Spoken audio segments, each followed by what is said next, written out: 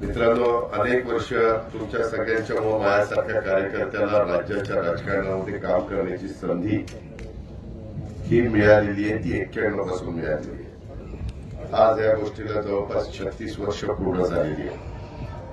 आताही आठव्यांदा मला माझ्या बारामती मतदारसंघामधून तिथल्या मतदारांनी लाखाच्या पेक्षा जास्त मताधिक्याने विजयी केले। परंतु मी तिथली कामं करतच असतो, ते माझं कर्तव्य आहे। परंतु एकटा भाग पुढे जाऊन चालत नाही। महाराष्ट्राचा चांद्यापासून बांद्यापर्यंतचा परिसर विकसित झाला पाहिजे, ही भावना आमच्या राष्ट्रवादी काँग्रेस पक्षाची आमची आहे। आजच्या या कार्यक्रमाच्या निमित्तानं म्हणजे आमची युती आहे, महायुती।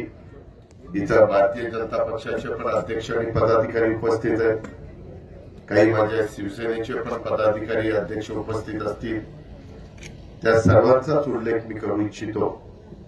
आणि देवेंद्र फडणवीस, एकनाथराव शिंदे, मी, महितनरहरी झिरवाळ असतील, त्याच्यामध्ये दादाजी भुसे असतील, त्याच्यामध्ये आमचे माणिकराव कोकाटे असतील, आम्ही सगळेजण मिळून हा राज्य सरकारचा गाडा पुढे नेण्याचा प्रयत्न करतो। जनतेने खूप विश्वास टाकला, माझ्या नाशिक जिल्ह्याने पण खूप मोठा भरभक्कम पाठिंबा महायुतीला दिला।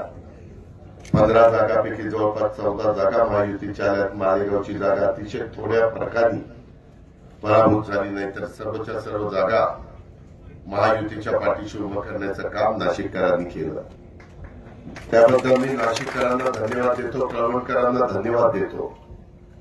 आता आमची जबाबदारी, नितीननी बोलत असताना त्याचा उल्लेख केला की मला पहिल्यापासून सकाळी लवकर कामाची सवय आहे। मी मंत्रालयामध्ये पण 8-8:30 वाजता जाणारा एक कार्यकर्ता आहे। साहजिकच लोकांचे प्रश्न असतात, आमदारांच्या बरोबर शिष्टमंडळ आल्यानंतर त्यांना आत येता येतं। आज मला स्वर्गीय A.T. पवार साहेबांची आठवण आल्याशिवाय राहत नाही, मी त्यांना भावपूर्ण श्रद्धांजली अर्पण करतो। पण त्यांनी पण त्यांच्या काळामध्ये माझा कळवणचा परिसर असेल, सुरगडाचा परिसर असेल, या सगळ्या भागामध्ये विकास करण्याच्या करता शेवटपर्यंत आमचे पवारसाहेब झटले। एक असा काळ होता की ओतूरचा हा जो डॅम आहे, हा न झाल्यामुळे देखील लोकांनी आमच्या भावकीला पराभूत केलेलं होतं, हे पण आम्ही विसरलेलो नाहीये। पण यावेळेस मात्र हे धरण आमच्याच भावकीने करून दाखवलं आणि आम्ही लोकांनी मित्रांनो, साधारण धरणाच्या संदर्भातली माहिती जर द्यायचं झालं तर हे धरण 90 MCFTचं आहे। 450 हेक्टर म्हणजे 1100 एकर, जवळपास 1100 सव्वा 1100 एकर एवढं क्षेत्र ओलिताखाली येणार आहे। त्यामध्ये धरण पूर्ण 96 मध्ये झालं, रोजगार हमीच्या योजनेमधलं झालं। परंतु दुर्दैवाने 96 ह्या काळामध्ये जी धरणं झाली ही दुष्काळामध्ये केलेली धरणं होती आणि त्याच्यामुळे गळती अनेक ठिकाणी पाहायला मिळते। आता इथं गळती होत होती, त्यामुळे नवीन प्रशासकीय मान्यता आम्ही 65 कोटी रुपयाची दिली। ऑक्टोबर 24 मध्ये वर्क ऑर्डर दिली, त्या कामाची किंमत साधारण 45 कोटी रुपये आहे। कॉन्ट्रॅक्टर लोक इथं आहेत, मशिनरी लागलेली आहे। पावसाने जर साथ दिली, जरा उघडीप दिली तर काम बरंच आता देखील उरकेल। पण साधारण टार्गेट पुढच्या जून 2026 पर्यंत हे काम पूर्ण करण्याचं आहे। माझी शेतकरी बांधवांना आग्रहाची विनंती आज आल्यानंतर मला आमच्या नितीन पवारांना वेगवेगळ्या प्रकारची निवेदन दिलेली आहेत।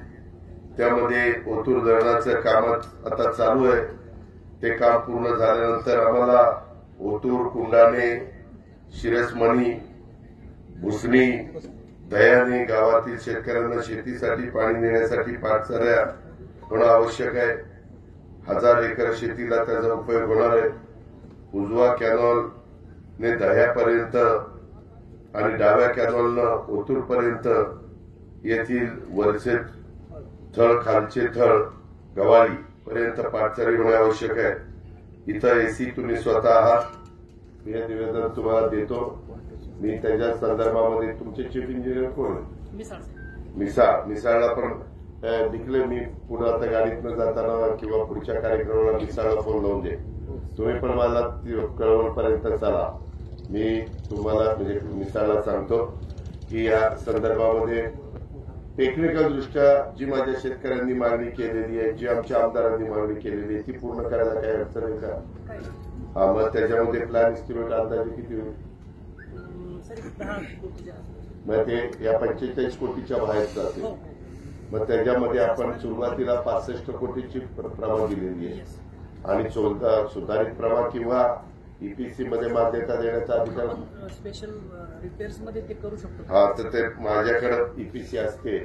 मी निधी देईल, तुम्ही काळजी करू नका. तुम्ही सुरुवातीला शब्द वापरला, तुम्ही तुमचं काम केलं. आता 5 वर्ष आम्ही तुमचं काम करण्याची जबाबदारी आमची आहे. मी त्याच्यामध्ये कामाचा माणूस आहे. माझे आमदार लोक कामाची माणसं आहेत. आमचं महायुतीचं सरकार कामाचं आहे. त्यामध्ये केंद्रामध्ये नरेंद्र मोदी साहेब आहेत. तिथं आम्हाला त्यांची मदत, अमित शहा साहेबांची मदत मिळते, नितीन गडकरी साहेबांची मदत मिळते. इतर राज्याच्या राजकारणामध्ये आम्ही तिघच सरकारमध्ये असल्यामुळं तिथं कुठे अडचण येणार नाही. या खात्याची जबाबदारी आम्ही यावेळेस महाराष्ट्रामध्ये 2 मंत्री दिलेले. काही भागाची जबाबदारी आमचे राधाकृष्ण विखे पाटलांच्यावर दिलेली आहे. तुमचा भाग राधाकृष्ण विखे पाटलांच्या अंडर येतो. आम्ही तापी खोरं, कोकणचा भाग आणि विदर्भाचा भाग हा गिरीश महाजनांच्याकडे दिलेला आहे. गोदावरी मराठवाडा हा सगळा भाग आहे तो आम्ही आणि कृष्णा खोरे महामंडळ म्हणजे जीएमआयडीसी आणि एनकेडीसी हे 2 महामंडळ ही जबाबदारी आम्ही राधाकृष्ण विखे पाटलांच्यावर दिलेली आहे. त्याच्यावर आपण तशी काही काळजी करू नका. त्यामध्ये ओतूर धरणाची दुरुस्ती व्यवस्थितपणे केली जाईल. अनेक वर्षापासून प्रश्न मार्गी लावण्याच्या करता तुमच्या सगळ्यांची इच्छा होती. आपण सगळे शेतकरी आहोत, मी पण शेतकरी आहे. त्याच्यावर शेतकऱ्यांच्या प्रश्नांची जाण आम्हा लोकांना आहे आणि त्याच्यातून तुमच्याकडे कांदा असेल, द्राक्ष असेल, इतर जी काही तुम्हाला पिकं घ्यावीशी वाटतात. आज एवढं क्षेत्र उडीताखाली आल्यानंतर तुमच्या शिवार पण हिरवगार होण्याच्या करता आणि त्याच्यातून तुमच्या भागामध्ये आर्थिक सुबत्ता येण्याच्या करता, तुमच्या भागातले तुम्हा लोकांचे संसार मार्गी लागण्याच्या करता मदत होणार आहे. कृषी खातं आपल्याकडेच आहे माणिकराव कोकाटे यांच्याकडे. त्याच्यावर त्याही खात्याच्या मार्फत जे काही सहकार्य उद्याच्या काळामध्ये तुम्हाला लागेल ते पण करण्याच्या करता आम्ही महायुतीचं सरकार कुठं कमी पडणार नाही. आता उद्याच्या 21 तारखेला खरीप पूर्वची मीटिंग आम्ही घेतोय. त्या मीटिंगच्या निमित्तानं बियाणं पण माझ्या शेतकऱ्यांना मिळेल का? पाऊस अंदमान निकोबारपर्यंत आलाय, ज्याला आपण मान्सून म्हणतो, तो वेळेतच केरळमध्ये येईल अशा प्रकारची परिस्थिती आहे. आणि केरळमध्ये आल्यानंतर तो आपल्या गोव्याकडे सरकतो आणि गोव्यातनं मग आपला सह्याद्रीचा जो दऱ्याखोऱ्याचा भाग आहे त्या ठिकाणी सिंधुदुर्ग, रत्नागिरी, रायगड, ठाणे, पालघर या सगळ्या भागातनं आपल्याकडे तो सरकतो. त्याच्यामुळे पावसाची परिस्थिती यंदा चांगली आहे असं अंदाज व्यक्त करण्यात आलेला आहे. दरवर्षीच्या प्रमाणे पाऊस पडेल, थोडासा 103% पडण्याची शक्यता आहे. आता बरेच अंदाज अचूक होतात. आता आम्ही एआयच्या माध्यमातून म्हणजे आर्टिफिशियल इंटेलिजन्स, पाणी त्याच्यात कमी लागतं, खत त्याच्यात कमी लागतं, नवीन प्रकारची टेक्नॉलॉजी आहे. त्याकरता यंदा अर्थसंकल्पामध्ये 500 कोटी रुपयाची तरतूद माझ्या शेतकरी बांधवांनो आपण त्या ठिकाणी केलेली आहे. काही महत्वाची पिकं आम्ही त्याच्यात धरली, मग काही फळबागा त्याच्यात घेतल्यात. ऊस घेतलाय, सोयाबीन, कापूस, त्याच्या संदर्भामध्ये कांदा, तसंच असे वेगवेगळी जी पिकं माझ्या महाराष्ट्रातला शेतकरी अनेक भागामध्ये करतो त्या पिकाला आम्ही प्राधान्य दिलेलं आहे. ते यशस्वी झाल्यानंतर पुढच्या वेळेस अजून निधीची तरतूद करण्याच्या करता मी देवेंद्र फडणवीसजी आणि एकनाथराव शिंदे आम्ही सगळेजण तुम्हाला सहकार्य करू.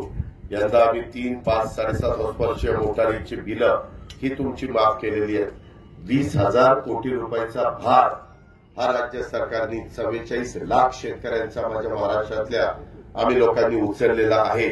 आणि त्या संदर्भामध्ये आमचा आता प्रयत्न आहे की माझ्या शेतकऱ्याला आठवड्यातनं निम्मे दिवस रात्री वीज आणि निम्मे दिवस दिवसा वीज हे सूत्र आम्हाला बदलायचं आहे. आम्हाला दिवसा वीज द्यायची आहे आणि त्याकरता सोलरचा आम्ही उपयोग करून देतोय.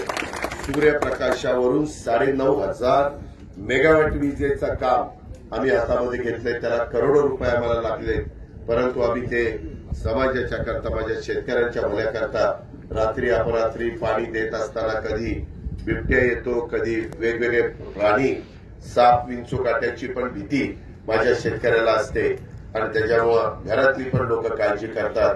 त्याच्याऐवजी दिवस उजाडला की माझ्या शेतकऱ्याला वीज मिळाली पाहिजे, दिवस मावळला की तो आपल्या घरी आला पाहिजे, संसारात रमला पाहिजे, बायका मुलांच्या सुखदुःखामध्ये सहभागी झाला पाहिजे.